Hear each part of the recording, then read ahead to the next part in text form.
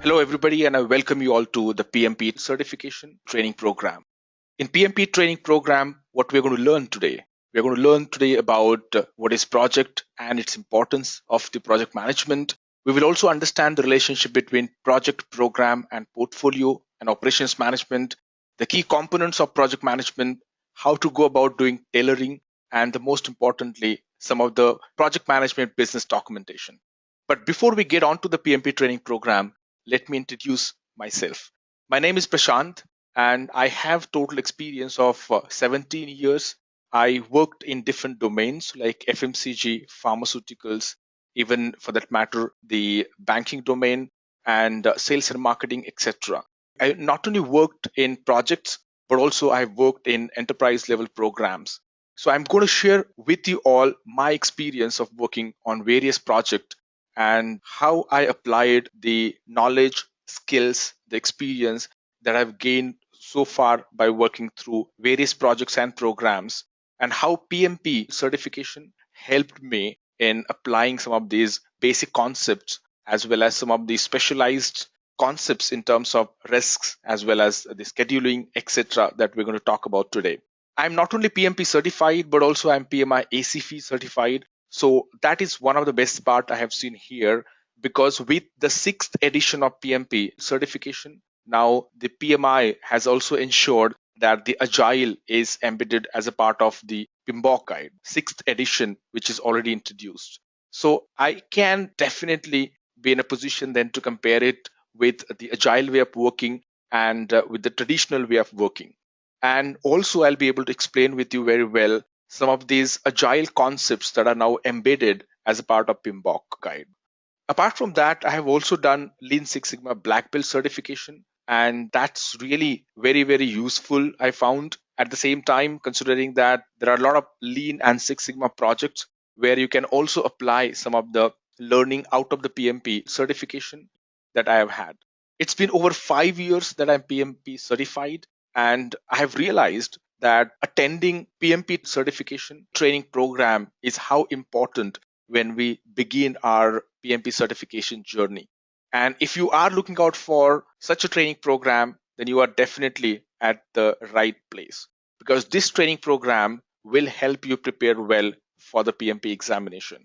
And PMP certification training program is based on the sixth PMBOK guide edition. And we will be talking about some of the latest editions in terms of the contents that the PMI has ensured to be there as a part of the PMBOK guide, sixth edition.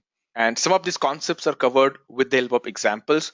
In this training, what am I going to do? Basically, I will be taking you through various topics that are there as a part of the PMBOK guide, sixth edition. At the same time, we will also be going through what it takes to get that PMP certification, get that PMP credential, why the PMP credential is important. At the same time, where all the PMP credential could help you in Excel in terms of different industries that we see here. Apart from that, we will be also actually going to go through some of the documentation, some of the artifacts of the actual projects that were delivered. So those artifacts, those documents will definitely give you an idea about how you can go about writing a project charter, or how you can go about writing a project documents like business case. So I welcome you all once again to the PMP certification training program. And I can see here John, Matt, Sridevi, and so many of you have joined this training program, and I welcome you all. So if you have any questions, I would like you all to put it in the chat box, and that will help me in taking a pause, reading your question, and I'll try to answer your question then and there itself. Apart from that, also, if you have any question any point in time, you can certainly raise your hand. This is an interactive training program that we're having, and hence feel free to participate and try to converse with me through this virtual mode that we are getting this training program starting. So with this, let's get on to the training program actually. What we will be doing basically is that as a part of this training program, we'll be talking about the introduction first, which talks about a little bit about PMP certification. And this will kind of help us in getting our journey started as far as the PMP certification is concerned. Now, I'm sure some of you may have multiple questions on your mind, like why I should be going for PMP certification. I remember a lot of people asking me question, especially people from IT as well as non-IT. Now that we also have PMI ACP and we have a PMP certification as well. So why we should go for PMP certification? I strongly believe that for those people who would like to develop their career in the area of project management, and if they want to strengthen their foundation of project management, PMP certification is definitely the one certification that we should look forward to. Apart from that, there are numerous advantages of doing the PMP certification. As you can see here on the screen, some of these advantages we have highlighted. One of the most important benefit I see of doing PMP certification is this is the most recognized certification today in the industry. And not only in a particular industry, but you go to any industry that you work for, this is definitely one certification that the companies are looking into people who are aspiring to become the project managers. This is globally recognized certification by all the industries, as I said.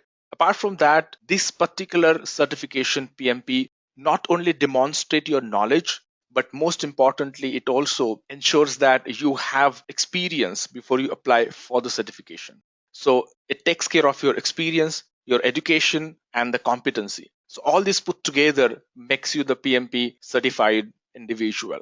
And that's its strength. And that's precisely why many industries out there today look for people who are certified into PMP certification. Now, this will certainly help you increase your marketability when you go out looking out for a job or within your organization when you look out for promotions. One of the things that I have seen certainly gives us edge over competition is this credential, which is PMP certification. And we also found typically people who are PMP certified, people who are PMP professionals, they have got 15 to 20% higher salaries over the non certified people.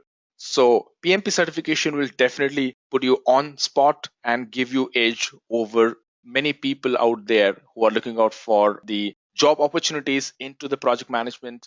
Or if you want to develop your career in this area, then you're definitely looking for a right certification.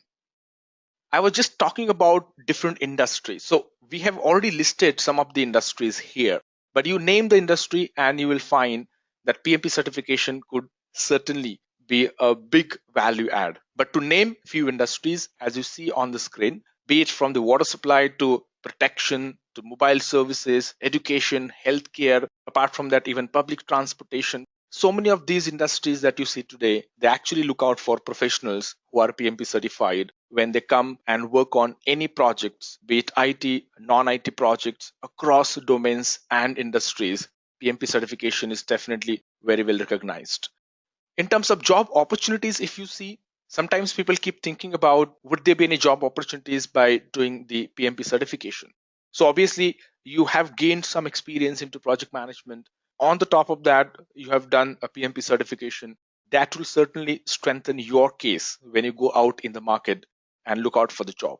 As far as the overall opportunities are concerned to the project management role by 2020, they are only going to grow. And as you see on the screen, we've got these opportunities as far as the growth is concerned, as you can see in China, in US, everywhere today, the project management roles are going to go up many folds by 2020. That means there is huge opportunity for you out there in the market to apply for these roles that will be created as a part of the project management. And PMP certification will certainly strengthen your case when you'll go out and apply for some of these roles. Now, how to embark on this journey? As I can see here, Matt asking this question, how to go about really doing the PMP certification? And this question is there, I'm sure, on everybody's mind. Now, when you decide to do PMP certification, first of all, I must appreciate your decision that yes, you have taken the right decision. And we have just now seen why is it so. Now, when you decide to do PMP certification and when you just commit to yourself, yes, I want to be a PMP certified person, then by when should you get started your journey? You should embark your journey approximately 1.5 to 2 months before you actually take the examination. So as you can see here, you take the examination sometimes here, all right? So from that particular date, 1.5 to 2 months before, you actually schedule your examination. And before that itself, you undertake or you undergo a training program. So you attend PMP certification training program. And I would encourage you to attend this training program, which is by Edureka. And this particular training program will certainly cover everything that it takes for you to become PMP certified. Not only the certification, but also other support you will get here. The first and most important support that you will get is once you enroll for the virtual training program by Edureka, a lot of things will be covered. And when you will embark this journey for PMP certification, I'm sure a lot of questions must be there on your mind, and you would always need somebody who can support you, who can guide you. That means you're at the right place. Once you enroll for this program will cover not only the course outline defined by PMI for the PMP certification based on the PMBOK guide, 6th edition, but also a lot of support you will get from for submitting application. I've seen many people coming to me and asking me guidance on how to write an application, a successful application, because that's also very important. Your application might get rejected if you do not fill the application properly. So that application, how to really go about writing the application, how to put your experience, how to ensure that you write properly about your project, the experience that you're showing in whichever the project that you have done in the past, how to ensure that you put down the experience which is non-overlapping within the last 80 years, right? So all these things are certainly going to be looked into. And then once the application formalities are completed, let's say before 1 to 3 weeks, then you can schedule your examination. And once the exam is scheduled, the advantage here would be that you would get a target now that after 2 to 3 weeks, my exam is going to be there, or maybe after 4 weeks, I have got my exam coming up. So that means you get a target date, and this much of time you would get certainly to prepare yourself. Now, by the time you have already attended the training program, that means you have already gone through all the basics and you had gone through various knowledge areas, process groups, as well as definitely a lot of questions which we cover as part of training as well. So all that is already covered. So it'll be then very easy for you to prepare for your examination during this period of 4 to 6 weeks after the training is completed, after you schedule your examination. So you will get complete support from the Edureka to fill out your application. Even if your application gets selected for the audit, because approximately 20% application may get selected for the audit, and many times there could be a confusion in terms of how to face audit. There also you'll get a lot of support here and assistance to face the audit from Edureka team. Personalized guidance will be provided by the SMEs like us who actually support delivering the training program throughout this study. And most important thing is that you will have access to the course anytime. So even if you want a particular topic to be repeated, you can always go back, repeat that topic, attend that topic again. You can sharpen your skills. You can revise a particular question, for example, or maybe you want to clarify about understanding on a particular topic or in a particular area. You can always go back and do that. And that's the biggest advantage with this training, I believe, unlike the classroom training. So at times in classroom training, what happens if you're not paying attention? That means you're gone. You can't really go back and ask to repeat the same topic. And after the training's over, then there is no opportunity at all. But here, the biggest opportunity that you would get is you can always go back and play the recording, play the session as many times as you want. Over and above, there are also 1,000 mock questions, and this is the most important thing. Once you are ready for the examination, especially in the last couple of weeks, you should be only focusing on taking up those mock questions. And from where those mock questions will come, you can certainly refer to the Edureka course for the mock questions. And 1,000 is definitely a good number. And I always recommend before we appear for the final exam, once you complete your study, it's important that you should appear for the examination by taking full 200 questions, by sitting at once and taking those 200 questions at once, at least twice before you appear for the exam. That will give you confidence not only of facing questions, but most importantly, sitting at a place for 4 hours, because this exam duration is 4 hours. And all those questions will come from these mock questions that are already designed, taking into consideration various contents and, of course, the new topics, the new PMBOK guide changes that have happened. So once you clear the examination, once you are PMP certified, obviously you have to renew your certification every 3 years. And even for renewal, you need 60 PDUs, and those 60 PDUs will come from the courses that you will attend through Edureka. So Edureka definitely help there as well. You can get assistance in e-learning for earning different PDUs. There are various courses that you can undergo, and within 3 years, again, you complete 60 PDUs and you can renew your examination successfully. The most importantly, you will get support from Edureka team 24/7 when you will enroll for this course. So I would strongly encourage you all to look no further than enrolling for the PMP certification course from Edureka. So let's continue this session and let's understand more about the training approach overall.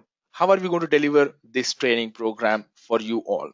So we are going to cover here the PMI's philosophy, which is basically based on the contents that are outlined as a part of the PMBOK guide. So I don't know how many of you got a chance to really see the PMBOK guide, but it's definitely the big book which covers 5 process groups. There are 10 knowledge areas and there are 49 processes. And these 49 processes will ensure that you understand various concepts from project management. For example, how to take care of communication with stakeholders, how to go about putting everything in the charter and ensure that you are authorized as a project manager to work on that project and take decisions. For example, how to do continuous monitoring and controlling of the project activities. So all these concepts are going to be covered as part of this training. And most importantly, for each of these processes, there will be inputs, tools, techniques, and outputs. There are these 4 things that we cover as a part of each and every process. So all these 49 processes will be covered and we'll be doing deep dive into inputs, tools, and techniques and output for each of these processes. And we have taken lots and lots of examples. On the top of that, I have also covered some of the actual artifacts of the project, so which gives you an idea about how a project charter actually looks like or how a business case actually looks like. So we'll of course cover as part of this module a business case, the benefit realization plan, and I'll try and also give you an idea about how the project plan typically looks like. On the top of that, we have also covered questions at the end of each of the module. So we have discussed question, we have reviewed some of these questions, and feel free to participate if you want to clarify the answer of any of the questions that we're going to cover as well today. So if you have any questions from whatever the topics that we covered so far, please feel free to put your questions in the question box that I've already showed you where it is and start participating in the session. To continue with, we have so far covered about a little bit about PMP certification, a little bit about PMI certification. Now we'll talk more about PMI as an institute. So if you see PMI, it's a very old institute, established in 1969. That means if you actually see, PMI has completed more than 45 years, and it's a global organization with headquarters in USA, Pennsylvania. And it's a project management institute which is based on non-profit organization. It's a non-profit association altogether. Most importantly, this institute is there worldwide in over 171 countries, and over 5 lakh members are associated today with this institute. Now, PMI actually actively engages a lot of professionals across globe, and these professionals are engaged through conducting research in the area of project management, as well as providing access to wealth and information. So lots of wealth of information and resources are available today with PMI related to project management. Now, under project management, again, various areas. So that wealth of information you will get to access once you become the member of PMI. PMI also promotes career and professional development, and lots of other certifications also it offers. And most importantly, it offers the opportunity to network and form the communities. So you'll find there are local chapters, there are local PMI chapters where people from the local area, they come and participate and they talk about what's going on in the project management space and exchange their knowledge. They share their knowledge. So that certainly helps big time. As I mentioned, that there are certifications from PMI, like some of you were asking about what else is there apart from the PMP certification. So as you can see here on the screen, to begin with, people they have just started in the project management or they would like to start. For them, certified associate in project management is one of the certification for the beginners in the project management. Then they can move to the PMP certification, Now, people who are working in Agile or would like to have experience, again, they're working in Agile, they have experience in Agile, they can go for PMI ACP certification. Apart from that, if you want to do a deep dive, then go for scheduling professional. So again, you are working in project management and for quite some time, if you want to strengthen your some of these areas like scheduling, so you can certainly do the deep dive into scheduling per se, and then you also complete the certification. Same is the case with risk management. So if you have been practicing project management for quite some time, if you want to get into a sort of a specialization into risk, then I would recommend you the risk management professional. Otherwise, also you can certainly jump into this because risk management is definitely one of the important processes that we talk about as a part of PMP as well.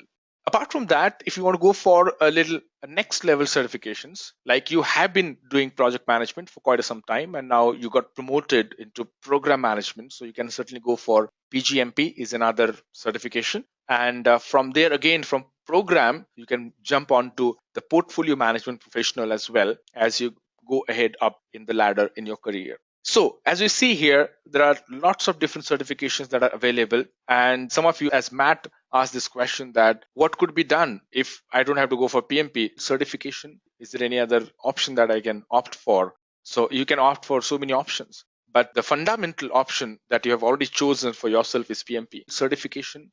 So even if you complete your PMP certification and if you want to continue your journey into the project management, you can certainly go for the next level, which is program management, or for that matter, the portfolio management as well. I hope I answered your question. Okay, thanks for your confirmation, Matt. All right, then I'm moving to the prerequisite. Now, this certification, the PMP certification, requires you, and this is one of the biggest advantage with PMP, unlike some of the other institute I have seen, that it ensures that you have experience, you have completed enough education, at the same time, you have also gained the actual experience of working in the project management, right? So let's take a look at the prerequisite for appearing for the PMP certification. I'm sure some of you must have already gone through the PMP certification brochure, which is available on the PMI site. I would always recommend you to go to the pmi.org and browse the PMP certification brochure because there you will get the latest information always. But as far as the qualification criteria is concerned, for PMP certification, you are expected to be high school diploma or associated degree or anything which is global equivalent, which should be like 60 months plus, and the project experience of 7,500 hours is expected, and of course 35 contact hours are required. Now these experience in the project should be within last 8 years is what we need to remember.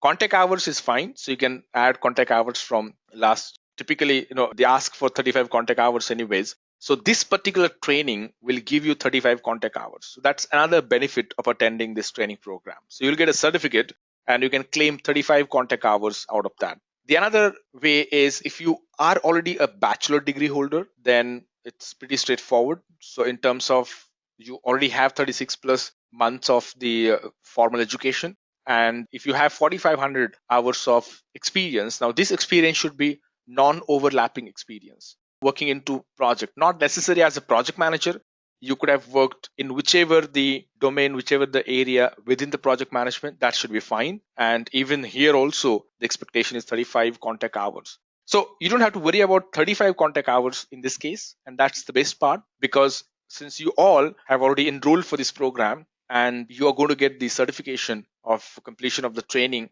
and 35 contact hours you can claim through that. Now, some of the things that we need to keep in mind that this particular experience should be non-overlapping, as I explained. So if you've worked on two projects, ensure that those two projects start and end date should not be overlapping. Okay, so that is one of the important things. Then project experience should be only from last 8 years and not before that. 20% applications, as I mentioned, are picked up for random audit. So don't worry, even if your application is picked for the audit, we will definitely support you there. And apart from that, once you clear the certification, if you appear for the online examination, you will definitely get the soft copy of the certification and your score, you will immediately come to know if you appear for the online examination. Apart from that, from the prereq point of view, the designation is not an issue. This is another question which some of you were asking just now, that would there be any specific role I should have played? So in a project, there are multiple roles, right? So if you take an example of a software project, You may be a developer, or you may be a tester, or you may be just doing the deployment of the code that is written, or deployment of the releases, okay, or deployment into other environment, etc. So you are contributing, you're definitely the team member to the project that is running, right? So it is not necessary that you need to be project manager to have that experience of 4500 hours. Even if you have this experience of working on any project by any role, still you qualify for the PMP certification, provided that you have non-overlapping experience of 4500 hours, and of course the other prerequisites as we discussed. So I hope this have clarified your question about the qualification criteria to appear for the PMP examination. Now let's get on to the pattern of PMP certification. This is another important thing for us to understand. As I mentioned, PMP examination is 4 hours, so it's definitely longer. And this is where sometimes I have seen people struggle if you do not practice enough. So you have to first of all practice to sit for 4 hours, right? And therefore I mentioned that you need to at least take two full 200 question mock test before you appear finally for the examination. It's conducted in the Prometric Center, so that means it's properly invigilator. At the same time, there is an environment wherein the exam is conducted. So it's an examination environment. You'll find there is a camera and everything. So this examination is conducted in a proper Prometric Center and with proper invigilation. There are 200 multiple choice questions and you'll get 4 hours. Now, out of 200 questions, what is important to notice is 175 questions are only considered for the final score. And there are 25 questions which are pre-test questions. Now, these 25 questions will not be considered for your final score, but you would not know which are those 25 questions. Hence, for you, 200 question is what you need to look for, because you won't be able to differentiate between which are those 25 questions for pre-test and which are those 175 questions. So for you, you have to attempt all the 200 questions. There is no negative marking, definitely, and the examination is developed by individuals or group of individuals. So people who have been working in the project management area for quite some time and they have acquired knowledge and skills and expertise. So these are those individuals who get to participate in the examination. I remember even PMI approached me for PMI ACP examination, but since I delivered training program, hence I didn't get to participate. But otherwise, if you don't deliver the training program and if you want to contribute actively into as a PMI, that individual or the group of people, you can certainly nominate yourself, or sometimes PMI directly approach you as well. Now, after clearing the examination, as I said, you will, if it is a soft, if it is an online examination, then you can immediately see the result, and you should be able to then even view your soft copy of the certificate immediately after the examination. I guess there are few hours, but that should be available more or less after the examination is completed successfully. All right, so this is about the examination pattern. Now let's come to the examination fees very quickly. We'll go through the fees that you would be paying. Now there are two options. One is computer-based testing and there is a paper-based testing also available. If you are appearing for the paper-based testing, then your score will not come immediately, right? It will take time. But if it is computer-based, then your score will definitely come immediately. Now, if you see the PM experience and education, we have already covered this part. But what you need to understand is for computer-based exam, the charges are 405, and if it is, so read this as members and non-members. All right. So if you are PMI member, the charges for you will be 405. If you are not PMI members, then 555. If it is paper based, for PMI members 250, for non-PMI members is 400. Similarly, you can take a look at the re-examination, computer based and the paper based. So it's always wise, it's always, even if you do any math, you would know that it's always good to do the PMI membership, to take PMI membership and then appear for the PMP examination. So you first take the membership. Of course, you first create your account on the pmi.org site. You take the membership and then you go for the PMP certification. This way, you will land up paying more or less the same amount. But the most importantly, you will get membership for 1 year. On the top of that, you will also get a soft copy, the latest PMBOK guide. So that is the biggest advantage here, right? Now you can also go for the PMI local chapter membership. So these membership fees, you can check locally how much are they. And as I mentioned earlier, when you renew your PMP certification after 3 years, you will have to complete 60 PDUs, professional development units.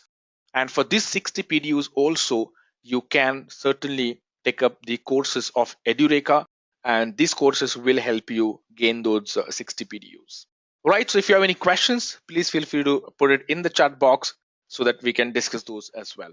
Most important information, I remember I did mention this earlier as well, but again, I would like to emphasize that if you want to appear for PMP examination, and since you have already taken this decision, go to pmi.org and refer to the PMP handbook. Very importantly, PMP handbook will give you the latest information about everything that it takes to know about PMP examination. Right? So right from the prerequisite to the examination fees to exam retakes, everything, all the information, all the questions that you may have about the exam, you'll be able to get those clarified through this PMP certification. Okay, so that was a bit at a high level about the examination and about PMI, etc. So that was just the basic information that I provided so far about the examination. I hope you all are with me so far. Okay. All right. Thank you for confirming, Suvarna, on that.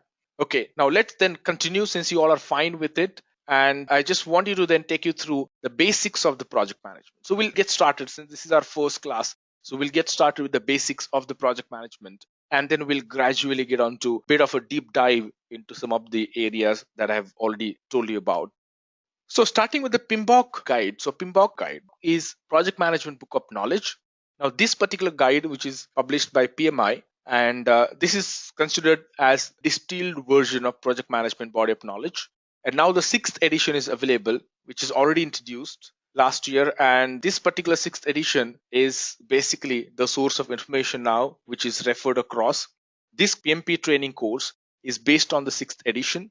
And hence, this course will cover everything in terms of your knowledge areas, your process groups, as per the 6th edition of PMBOK guide. Now, PMBOK guide is structured typically like this. So it will have key concepts, trends, and emerging practices, tailoring what needs to be done to tailor a process, considerations for project, adaptive environments, etc. So each knowledge area, you will find these 4 sections. So the way this course is designed is exactly based on the PMBOK guide structure. We'll be also talking about the key concepts from each of these processes that we'll be covering. There are 49 processes that we'll have, and there are 10 knowledge areas that we'll be covering. So under each of these knowledge areas and the processes, we will touch upon key concepts, trends and emerging practices, how to tailor a process, and if you are implementing agile or if it is an adaptive environment that you're working in, then how to go about considering some of the newer concepts from agile and adaptive environments. PMBOK guide is typically structured. It will give you the project environment, 10 knowledge areas, role of the project manager. So this is something that is introduced as a part of the 6th edition. It was not there previously, though it was there, but it was embedded into different knowledge areas. But now role of project manager is going to be covered explicitly as a part of the separate structure, as a part of the separate structure of the PMBOK guide itself, apart from the 10 knowledge areas. And of course, the project management foundations is also covered as a part of this. So I would strongly recommend you, after going through the training program, at least once you should go through the PMBOK guide. It's always good to know the fundamentals of project management and read at least once. Even if it is lengthy, even if it is bigger book, but reading it once is definitely the target that you should take. Okay, let's move on. So fundamental question I'm sure you can ask to yourself is, what is a project? Now, since this particular training, PMP certification training, and this certification is basically for the project, so it's important for us then to learn about the definition of a project. So what is there? Now think from the examination point of view. Objective of this training is to make sure that you prepare for the examination. So as per the PMP certification, what is the definition of a project? So project is a temporary endeavor which is undertaken to create unique product, service, or result. So if you take any project, ultimately you'll get some outcome, and that outcome is unique. That outcome could be you will undertake a project, and at the end of the project, what you will get is a product, all right? Or at the end of the project, what you will get maybe a service, or you will get some result, but that is going to be unique. What you will create at the end of the project is unique. Apart from that, project is a temporary endeavor. So you will always find one thing, that project has a start date and the end date. So project will be ended when you achieve the objectives of the project. Or sometimes it may happen that there is no funding available, or the project objectives are obsolete, or sometimes the project is terminated. There could be various scenarios that you may come across. But definitely, another attribute which is also equally true is project is unique. So you'll always find that even though two buildings that sometimes you see those are identical, but at least you'll find some attribute which is unique to each building. So that means if you see put together everything here, you'll find that projects are unique, they are temporary, and they are undertaken to create a unique product, service, or a result. You can take example of an IT project or a non-IT project. If you're developing a product and that particular product development that you have undertaken is for a year's period. So within that 1 year, you actually go through various phases of the project. You could have undertaken a feasibility phase, then you have done the analysis, then you have actually done the development, and then you have implemented it. So you have gone through various phases in order to build that product. And by the end of the 1 year, what you'll produce is that product which you will take it to the market and then you will sell that product. So that means in this example, we have seen that what's unique is basically that product that you're producing. That product could be any product. It could be IT product. It could be a non-IT product that you're producing. And the project that we have just said has got a start date and the end date. We have got 1 year in between, and within that 1 year, we are doing all the project phases activities. And it's a unique product that you're producing at the end of the day as well, right? Which you can take it to the market. So, of course, as we go ahead, we will take multiple examples of the project as well. But from definition point of view, we need to just remember some of these keywords that from the PMBOK guide and from PMP exam point of view, projects are, of course, unique, they are temporary in nature, and what we produce at the end of the project is product, service, or some result. Now, if you take the examples of like projects drive change, you will come across project why they are initiated. You must be thinking about why projects are initiated. So sometimes projects are initiated to drive change. I have seen that organizations undertaking big transformation projects. Now, those transformation projects are basically to drive change within the organization. I was part of such a transformation project, and the transformation project was about the agile transformation within organization. So it was 18 months project, and that has a start date and the end date, and then a lot of activities were undertaken as a part of this project. And then with an objective, obviously there was objective that they want to shift from the traditional mindset or traditional way of working to the agile way of working. So that was completely a project to drive change at the organizational level. Right. Now, projects could be also undertaken to enable business value creation. Now, value could be tangible or intangible. That's fine. But what is the value? How value is going to be generated in the business? It could be by launching a new product altogether or new line of business, whatever that line of business that you would like to enter into. And you are undertaking a project basically to enter into that new line of business. And that's going to add value. And then you can measure it. How can you measure that value? Obviously, value could be measured in the form of the benefits that you're going to realize once the project or that product is in the market. All right. So sometimes that value could be intangible. By launching that product, service, or a result, you'll be able to achieve the customer satisfaction.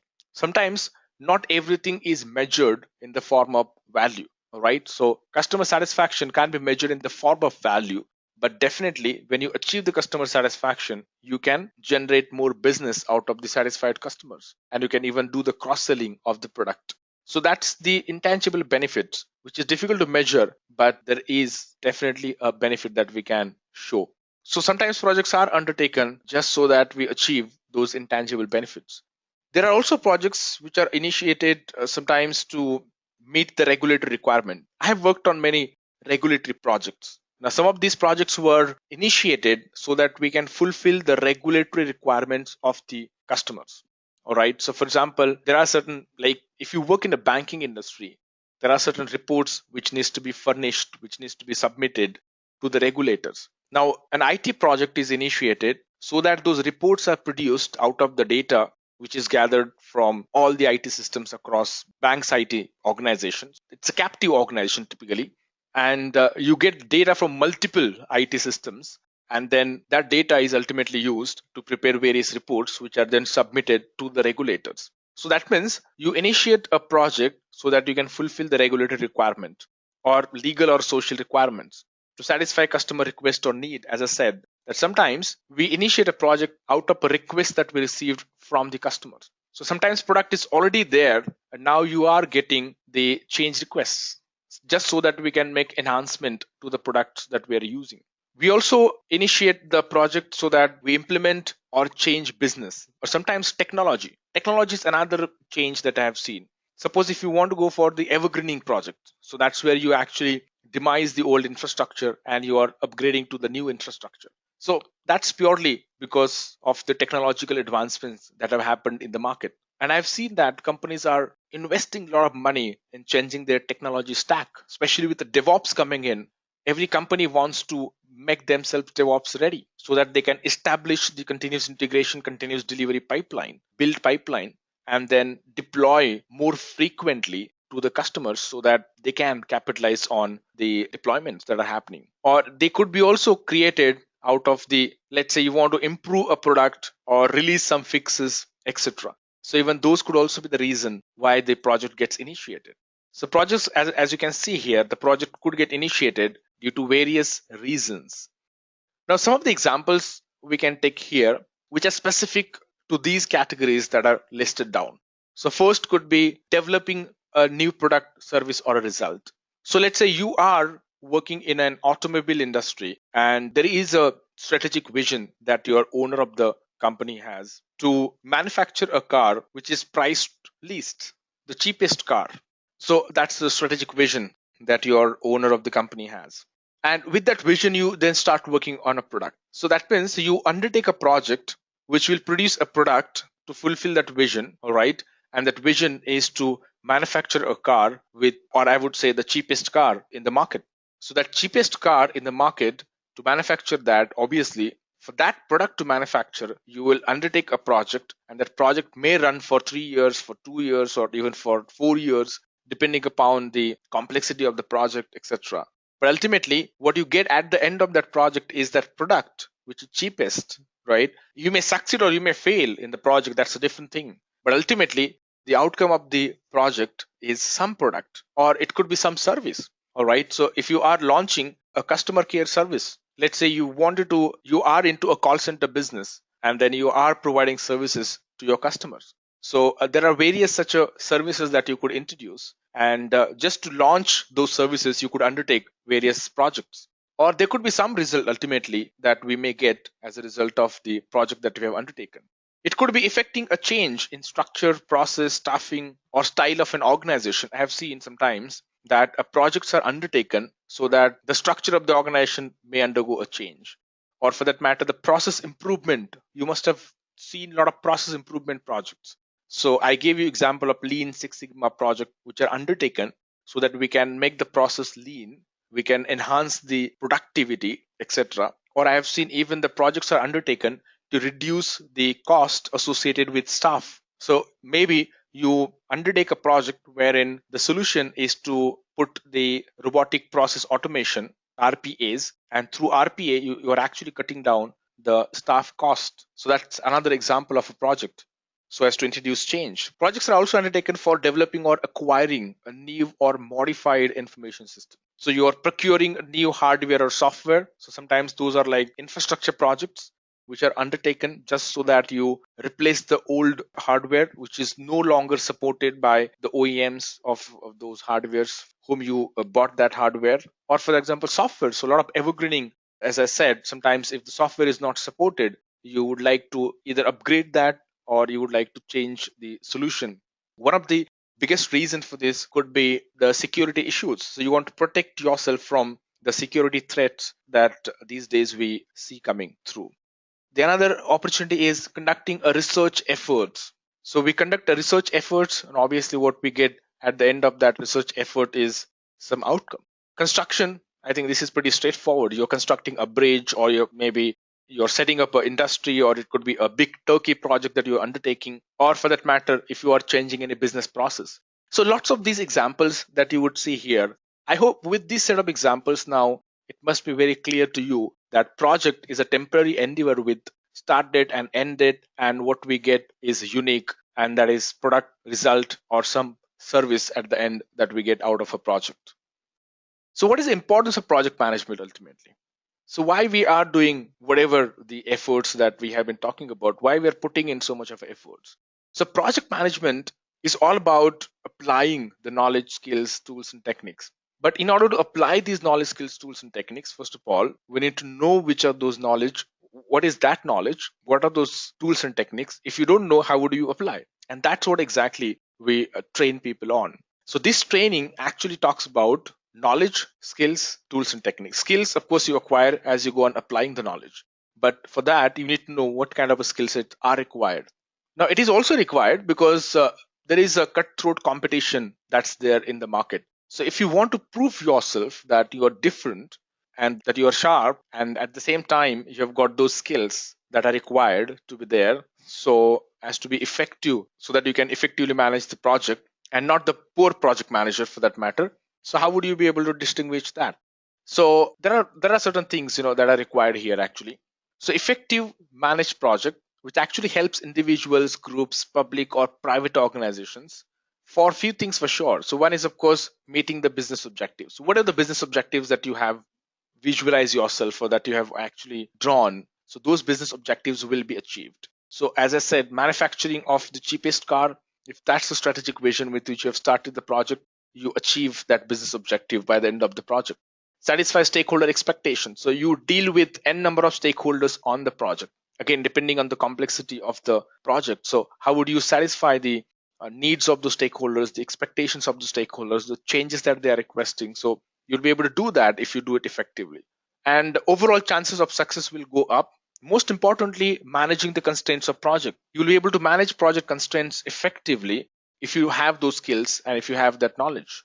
And risks is another important key area. How do you manage risks? So you'll be able to learn to manage risks through the different tools and techniques that we'll be covering as a part of this training. Delivering product on time is the key to successful project. As we always say, we have project constraints. Of course, we'll be talking about those. And those project constraints we need to keep on mind and ensure that we are delivering the project within those constraints of the project. When you begin working on the project, you will come across multiple changes from the stakeholders. So if you don't know how to manage change effectively, you will struggle to accommodate that change within the project that you're working on. And therefore, in order to effectively manage project, you need to have the skills and tools and techniques. Poorly managed project would certainly lead to multiple disadvantage here. There could be a failure in achieving the objectives, missed deadlines, cost overruns. We come across these situations, right? Whatever the project budget that is given, I have seen sometimes project manager land up paying more or land up spending more than how much is the budget given. Or there could be a compromise in the quality of the outcome that is being produced. Or they may land up in doing a lot of rework, and rework is a waste and that requires a lot of money. And all these lead to unsatisfied stakeholders for that matter. So therefore, project management is definitely very important, and hence we need to learn the associated knowledge and the skills that are required to manage project effectively. And obviously, we need to also know what are the tools and techniques that are required. And most importantly, we need to be using the right tool and right technique at right time. So that's what is going to be covered as a part of this training. So we'll be covering each and every processes, and we'll be covering each and every tool and technique that is required. Now, if you see project management as a methodology, now each organization I have seen, they have done some sort of a customization. It's not like they may follow whatever we are going to talk about as it is. So there's going to be always a customization. So templates, I have seen every organization will have their formats, will have their own templates. There will be policies around how to manage vendors. There will be policies around how to go about doing the human resource management, etc. There will be certain processes over and above what we're going to cover, which are specific to the organization as well. And there are a lot of guidelines that are available as well. But most important thing is when we talk about a methodology, we're talking about we should be able to plan project properly, monitor it properly, and control the project properly within the organization. And to do that, what is required is going to be covered as a part of this training. So PMP certification training will actually cover the project methodology as a whole, and that will give you an idea about what kind of template I should be using when I put or when I start working on the project charter, or when I create a business case, how I should be going about doing that, or what policies I should be, bare minimum policies I should be having, right? What kind of a guidelines I need to follow when I'm doing a particular thing. So from project management methodology point of view, these are some of the areas that are needs to be looked into.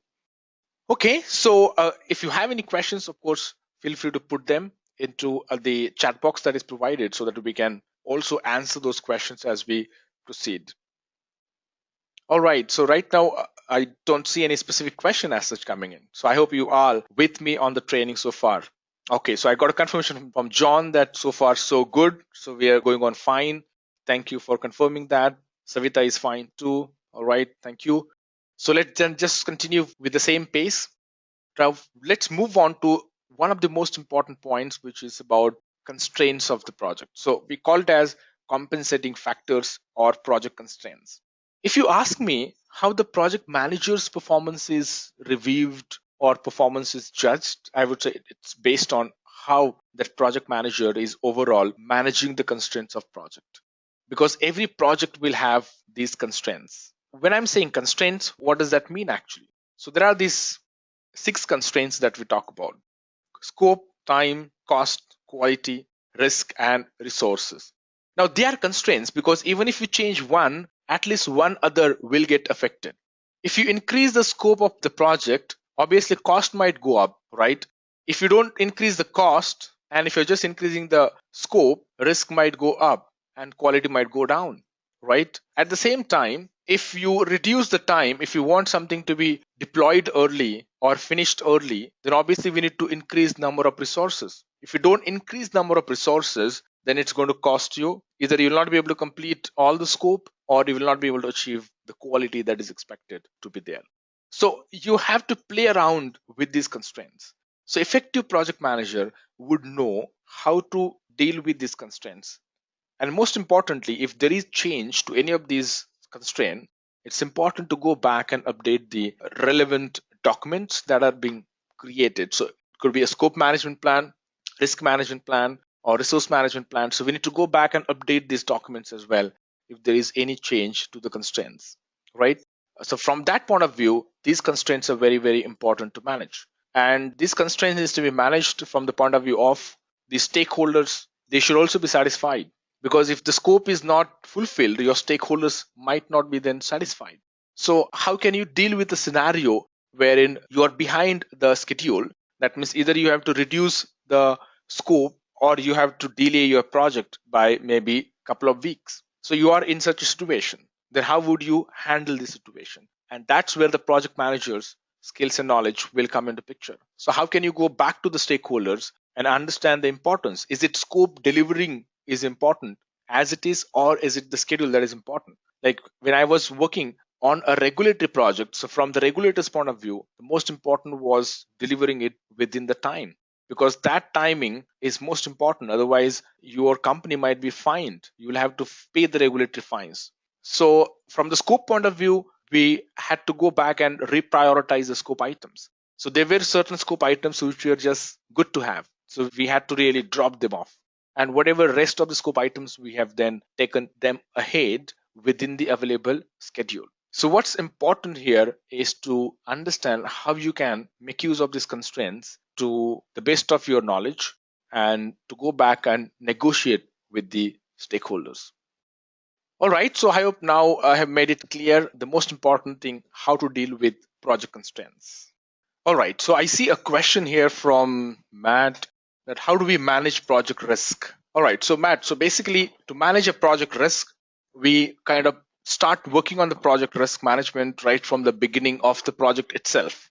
So like in our project, what we do is that we have a risk workshops to identify various risks that we might face on the project. So we first identify all the possible risks that we might face on the project. We prioritize those risks. Then we have to also do the quantitative and qualitative analysis of the risks. Then create a risk response strategy. So that risk response strategy could be, we may like to mitigate few risks. We may like to also accept few risks if there is no good option that is available, or if the cost of mitigation is higher than the cost of the risk, overall risk, then sometimes we might have to accept that risk as well. Or sometimes we might have to transfer the risk. So risk response strategy needs to be agreed upon And then we assign the risk owners. Those respective risk owners will then ensure that before the risk occurs, the risk response needs to be implemented. All right. And all this execution happens as per the risk management plan that is created in the beginning of the project itself.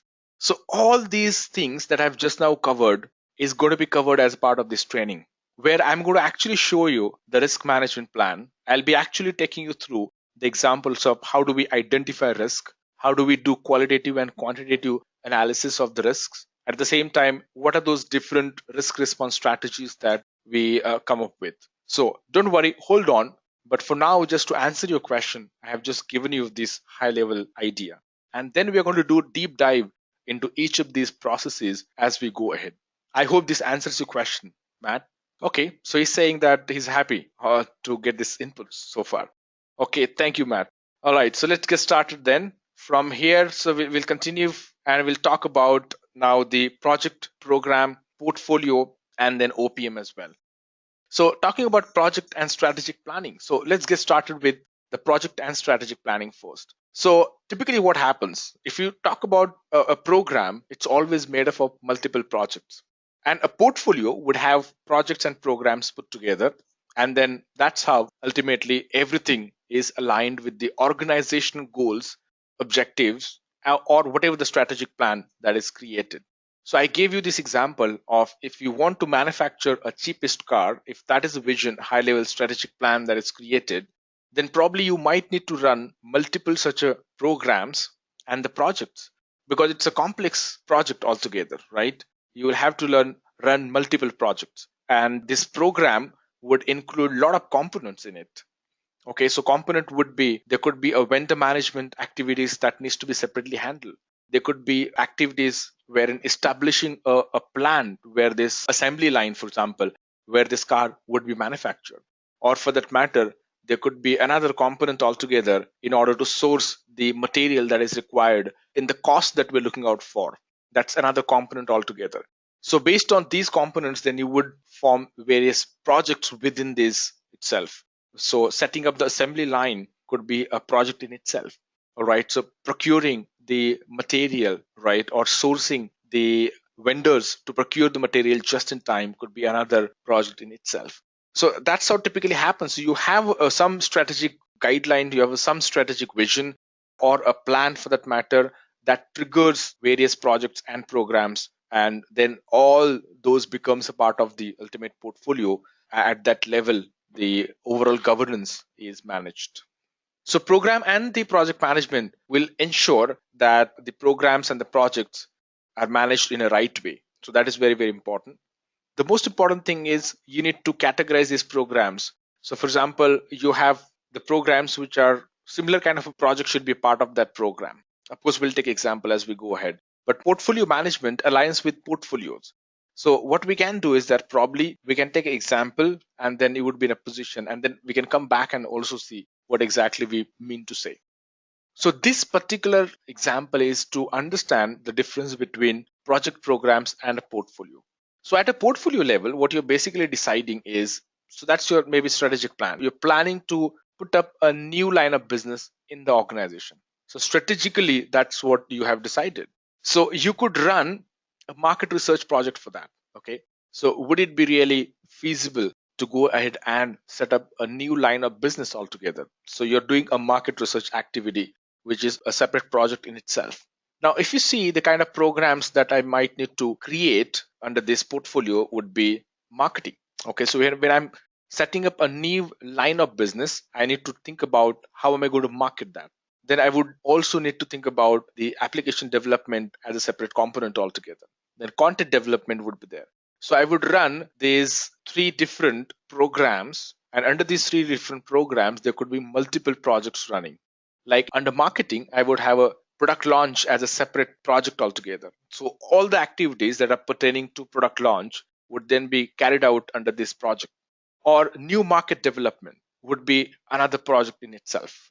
So these couple of projects, which are related projects, which are linked projects, would then be clubbed with this component, which is marketing as a program. Similarly, for the application development, I would look into various things as well. Like for example, I would think about a web application, Android, and the iOS based application as well. So then I would club these related projects under this program, which is application development. So this will actually ensure when I complete all these three projects, I'll be able to complete the application development program as a whole. Similarly, in case of content development, so I would need to look for the content. Now, my project could be classified based on maybe class 1, class 2, class 3, class 4 contents. Okay, so this is just one example, one representation. You could do it multiple ways as well. There are multiple ways to do that. But this is one way which will give me a better visibility, better opportunity to establish a proper governance at a portfolio level and thereby control what's going on in each of these projects and programs. Now, if you talk about operations, so operations will focus more on the ongoing activities. So now operations will come into picture once we launch. So for example, once the application is built and it is launched, then the operations will come into picture. Until then, you are actually working within the project itself or a program. So project and operations may intersect. This is very important to understand actually.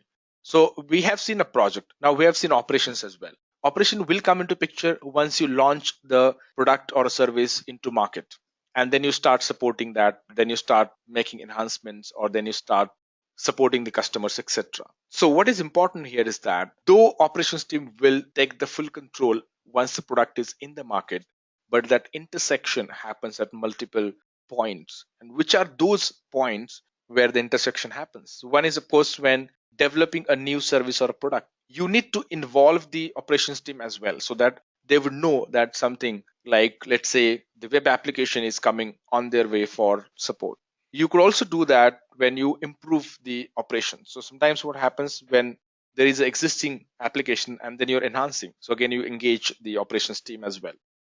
Most importantly, at the end of the product lifecycle, there would be a proper handover between the project team and the operations team. So that handover has to happen properly, and we need to pass on all the relevant documents to them. And at the end of each phase closure, we need to also invite the operations team so that there is a proper handshake happening and they are not engaged only towards late in the project. So some of these things needs to be taken into consideration. So I hope this example must have given you a fair idea about program, project, and how a typical strategic plan initiate the launch of a program and a project. So project, program, and portfolio is clarified. So portfolio, which is typically at a strategic level. So this is where the collection of projects or programs happen. We have just taken one example here, and they are basically grouped together so that we can facilitate them effectively from overall governance and management point of view, which will ultimately help in achieving the strategic objective. So in earlier example, the strategic objective was to launch a new line of business. So that's how it is. Program is where we collect projects together, and they are definitely interrelated, or sometimes they are interdependent as well. But most importantly, they obtain benefits which are not available from individual components. So if you see, only the web application will not give you as much benefit as even when you add the Android app or iOS. So when they put together, then application development as a program will deliver much more benefits. Multiple interrelated projects needs to be run parallelly. So sometimes they are run parallelly, sometimes they are also dependent, right? So they could be run in series or they could also be run in parallel. Now, projects, they are generally dependent on each other and serve a common outcome. So if you see typically is that, let's say class 1 and class 2, there could be a bit of a dependency as well in terms of content, okay, a baselining or delivery for that matter. Or there could be a bit of a dependency between what you're developing as a web application and then Android and iOS. So generally that's what is observed within the project. So we need to ascertain what's that dependency level, and we need to manage that dependency level effectively as well when you are working on project and programs. All right, so moving from there altogether, so we just covered up what is a project, program, and portfolio, and we have taken one good example to classify this, to differentiate this, and as we progress, we are going to take more examples as well. So organizational project management. So if you see the OPM, so this is specific to the organization now we're talking about. Now this is a framework where we talk about project, program, and portfolio management. All this is integrated so that we can achieve the organizational objectives ultimately. And for that reason, it's basically integrated. How does this work? Now, if you think from the application point of view now, so you have project program portfolio management knowledge, and now you're applying it, and that's where the organizational objectives will come into picture. So you have a strategy, right? So we have taken example here that we have some strategy, which is launch a new line of business, all right? And then you decide the portfolio value decisions. Okay, then we have the business impact analysis is done, program and project results are delivered, operations will start here. Okay, the value performance analysis is carried out right from identifying the strategy, because value will start coming in only once you launch that line of business. So programs and projects will be a part of this section, and then there's a portfolio here. Okay, so what we need to understand is that same example you can apply here as well. So in order to achieve the strategic objectives of launching a new line of business, then obviously you are aligning with the portfolio, whichever the portfolio that you're working in. Then there are multiple projects and programs that you're running here. Okay, and once you complete those programs, you will be able to then deploy that to the production team or to the operations and support team. And once they are out in the market, then only the value will start coming in. Then you start measuring that value. So in the beginning itself, you create a sort of the business realization plan, or the business benefit management plan, and you try to measure the business benefit against that business benefit measurement plan. So this is more or less the same thing as what we covered earlier. Here we are just trying to put it in the form of OPAs. All right, so let's just move on to PMBOK guide now. Since we are just talking about PMP certification training here, so we need to also know a bit more about PMBOK guide and how the PMBOK guide is structured. So we did cover the high level structure, but there are a few more things that we need to know about PMBOK guide, especially at the component level, and at the same time, how these process groups, the knowledge areas, the processes, how they are aligned, how they are interlinked. So let's talk a bit more on these quickly. So I'm just going to take you through each and every component very quickly. So project life and phase. So what is project life cycle ultimately? Project life cycle is nothing but contains series of phases. You must have seen, for example, SDLC. So project life cycle, which is software development life cycle. All right. So when the software development life, so when the software is built, we go through various phases. All right. So those phases, they happens in series. So we've got a phase called maybe the initial assessment, that is done feasibility, we call it as. So initiation, we can call them as. So then we have requirement, and then we have, of course, you analyze them, you create design, right? So you build, you test, you deploy. So all these are nothing but your life cycle phases. Then the project phase. So project phase is collection of logical related project activities. So you could differentiate between the project life cycle and the project phase as well. So project life cycle is a very generic at a high level.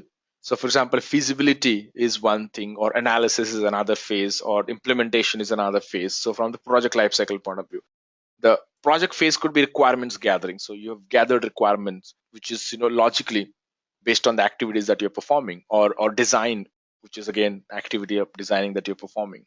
So we can differentiate here, thin line difference that we see. Then these are specific to project, these are very generic. Then we have a phase gate, so which is a review that happens typically at the end of the phase. So once the requirement gathering is completed as a phase, then we produce a document called as requirement specification document, and that is reviewed. So that is my sort of a milestone that I can say that I achieved by the end of the requirements phase, and that needs to be reviewed then, which of course may get modified later if required, but that's fine. Project management process. So this is now, if it is a process, then obviously typically process has series of activities which are interdependent, and then which you perform to achieve a specific objectives. So here also, for example, if you take example of, let's say, a communication management plan. So when we work on the communication management plan, ultimately our objective is to create an approach. How are we going to communicate to all my stakeholders in the project that I'm working on? So that's how typically it happens. The project management process groups. So again, when logically the grouping of project management inputs, tools, techniques, and output happens, so that particular group, you can define it as a project management process group. So in PMP here, we have these 5 groups: initiating, planning, executing, monitoring and controlling, and closing. So these are the 5 process groups that we have. All right. So of course, they cut across all the phases of the project. and they are going to be there actually. So when you are starting right from the feasibility of the project, you would again you would have to initiate the feasibility, you would have to do planning for the feasibility, you would have to execute the tasks within feasibility. So that means these are not phases. What I mean to communicate here is that initiating, planning, executing are not the phases of the project, but these are the process groups, and these process groups would fall in each and every phases. Now, what are the knowledge areas? Now, these are the basically ones that are identified areas of project management. And these are the areas of project management where we basically learn about the different processes, right? We understand the different inputs, outputs, tools, techniques from each of these knowledge areas. So if you talk about any knowledge area, if you pick up, okay, so you would need to then understand what are some of the tools, techniques, and the inputs and outputs. So let's take example here. So I'm also going to give you the idea about some of these examples wherever possible. So I use this as a supporting material, okay, so that we can take some examples. All right. So starting with, let's say, the plan scope management is one of the processes that we talk about here, right? So plan scope management is basically one of the knowledge areas that we talk about, and under that there are inputs, tools, techniques, and output, as you can see on the screen.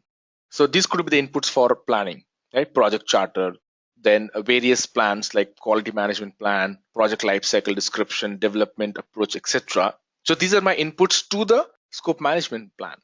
What tools and techniques can I use when I do the scope management? One is, of course, I use expert judgment, as well as I'll do alternative analysis. So as a part of this training, we take a deep dive and actually come up with examples in terms of how to do the alternative analysis. So we try and cover some of these examples.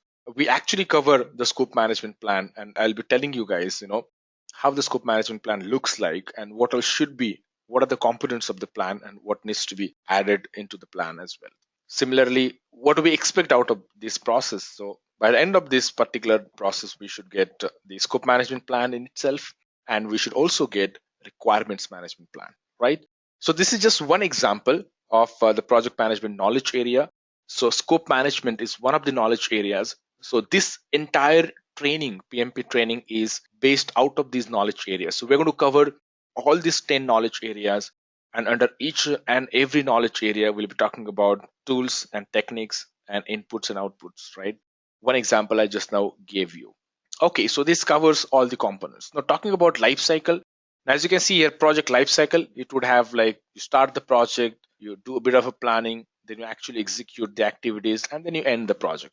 Now this process group, as I said earlier, will be a part of all these phases of the project, okay? Because for planning, we'll have to again initiate the planning activity, we'll have to actually do the planning, then we have to execute that plan, etc. Right? So that means this is going to be definitely a part of this.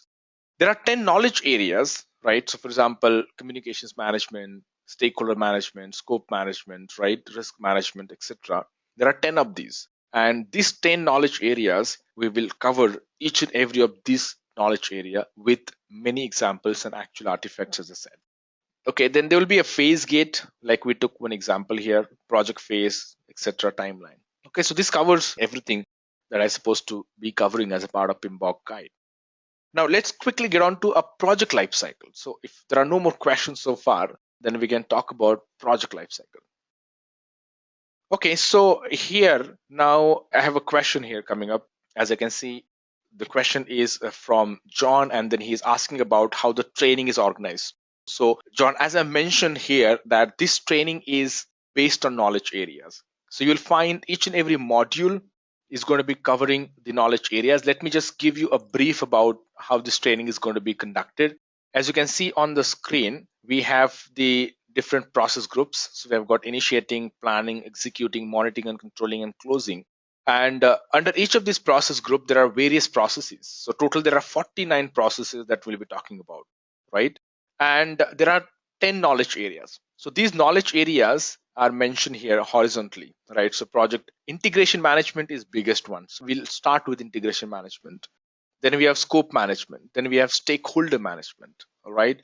Then cost management, quality management, resource management, communications management, risk management, procurement, and stakeholder management. So these are those 10 knowledge areas which we will cover. Now, each of these knowledge areas will have multiple processes within them, which actually cut across multiple process groups. So, for example, project integration management will have processes from each of these process groups. Okay. But if you see scope management, we'll have mainly the planning, because it's all about most of these things that we do as a part of planning, and some bit of the monitoring and controlling activities will happen. So this training is basically organized based on these knowledge areas. So there will be a modules on these knowledge areas. We'll be covering a module: integration management, scope management, schedule management. These are the modules that we'll be covering as part of this particular training. And we'll of course monitor the progress through this sheet that I'm showing you just now. Okay, so I have answered this question to you, John. Okay, so John is happy with the answer overall.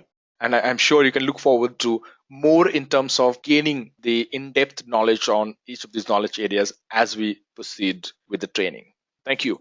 Okay, so let's proceed for now. So we have project lifecycle and product lifecycle. We'll just quickly take a look at this. So project lifecycle will have these phases as we already spoke about. So we have a feasibility, analysis, design, implementation, etc. These phases, you could name them based on the industry that you're working on.